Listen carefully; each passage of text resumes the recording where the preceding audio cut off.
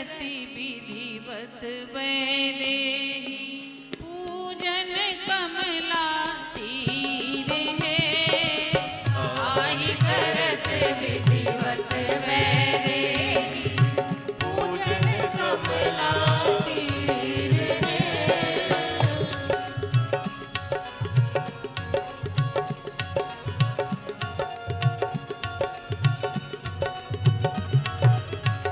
पूजन कमला तीर है। पूजन कमला तीर है।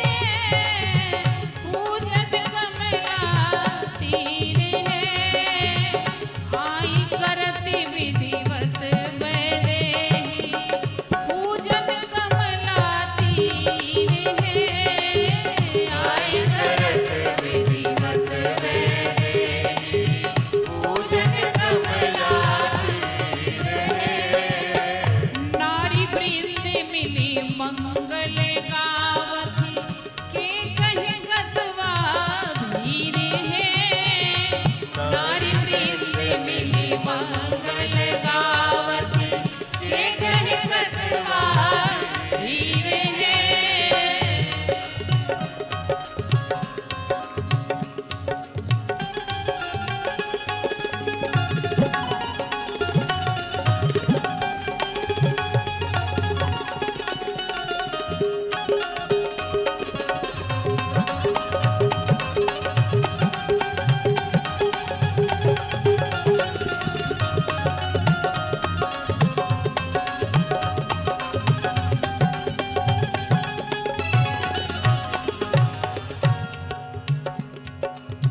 लोक लाज सांस कुचित लोचन मुखमंडल गंभीर है।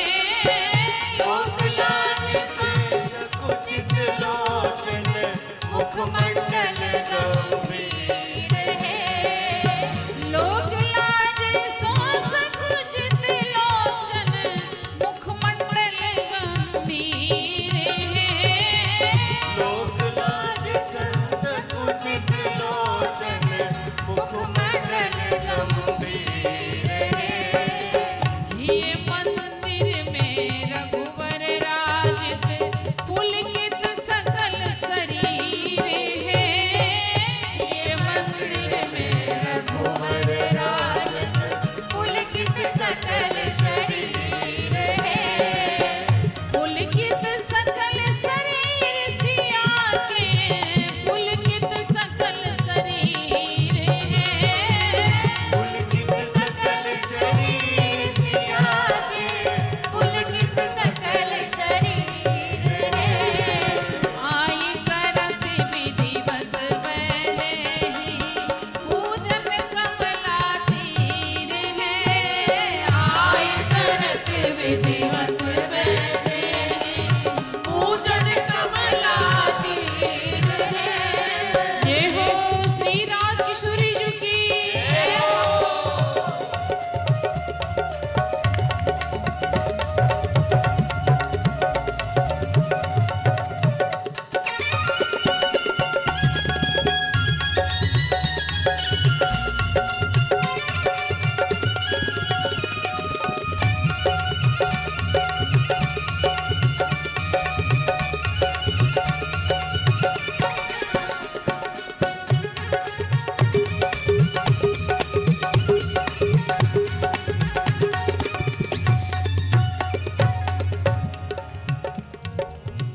जिनके चरण कमल पर निर्भर जल थल गगन समीर है। जिनके चरण कमल पर निर्भर जल थल गगन समीर है। जिनके चरण कमल पर निर्भर जल थल गगन समीर है।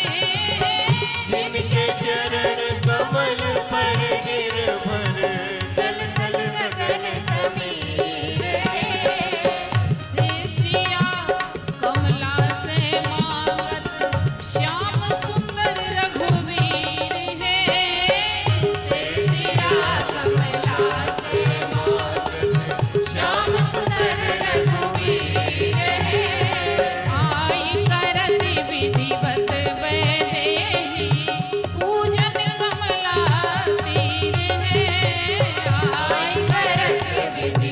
वैदेही पूजन कमला तीर है।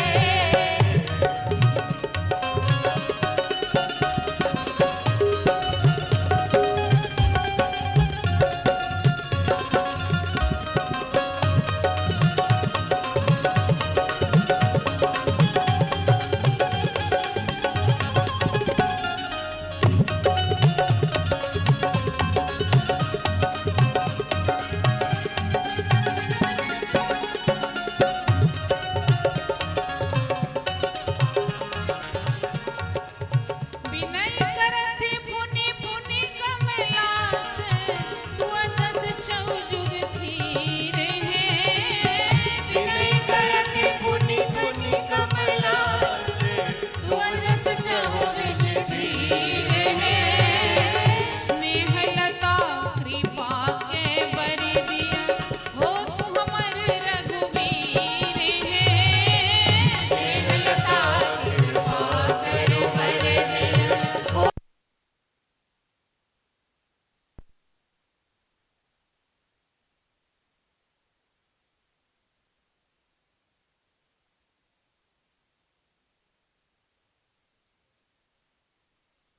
रघुवर होती हमर रघुवीर आई करत विधिवत वैदेही पूजन कमला तीर है। आई करत विधिवत वैदेही पूजन कमला तीर है। पूजन कमला तीर है। पूजन कमला तीर है। पूजन कमला तीर।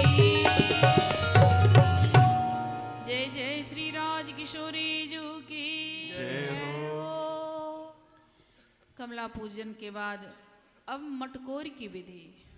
श्री लक्ष्मी निधि भैया जो कोदाली कंधे पे लिए हुए हैं उस कोदाली का पूजन श्री श्याजू के हस्त कमल से और मिट्टी का पूजन करके फिर मिट्टी उठावेगी। इसी विधान को मटकोर का विधि कहा जाता है। ये मिट्टी पृथ्वी देवी है। सबको सभी जानते ही हैं श्री श्याजू ने पृथ्वी से प्रकट लिया है। उनका अवतार भूमि से हुआ है तो उनकी माँ तो भूमि है। इसलिए पहले किसी बेटी के विवाह में उनकी माँ ना रहे तो विवाह कैसा। इसलिए सर्वप्रथम मिट्टी के रूप में अपनी माता को स्वामी जो सिर पे लेकर के मंडप पे विराजमान करेंगी। इसी विधि को मटकोर का विधि कहा जाता है। दोनों भाई बहन श्री लक्ष्मी निधि भैया और श्री श्याजू सम्मान पूर्वक कमला तट पे जा कर के मातृका पूजन करके फिर मिट्टी सिर पर धारण करके कल जो जिस मंडप पे विवाह होना है उस मंडप पे ये मिट्टी रखी जाएगी और कल उसी मंडप पे मांगलिक कार्यक्रम विवाह का होगा। इसी विधान को मटकोर का विधि कहा जाता है।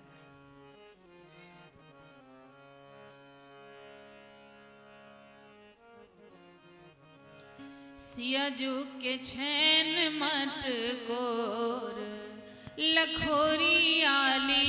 सियाजू के छैन मटकोर लखोरी आली। सियाजू के छैन मटकोर लखोरी आली। सियाजू के छैन मटकोर लखोरी आली। सब मिली आनंद विभोर लखोरी आली। सब मिली आनंद विभोर